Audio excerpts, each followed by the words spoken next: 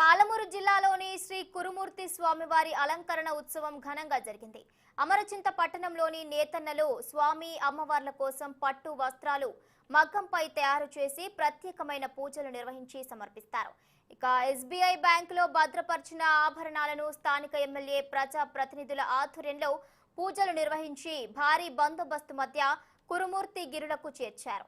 అంతకుముందు అమ్మాపూర్లో ముక్కేర రాజవంశీయులు రాజా శ్రీ రాంభూపాల్ ఇంట్లో ఆభరణాలు పెట్టెకు ప్రత్యేక పూజలు నిర్వహించి కురుమూర్తి స్వామి చెంతకు చేర్చారు. ఈ అలంకరణ కార్యక్రమంలో Makthal MLA Chittem Rammohan Reddy, Mahabub Nagar ZPTC chairman Swarna Sudhakar Reddy, Sita Dayakar Reddy తదితరులు పాల్గొన్నారు.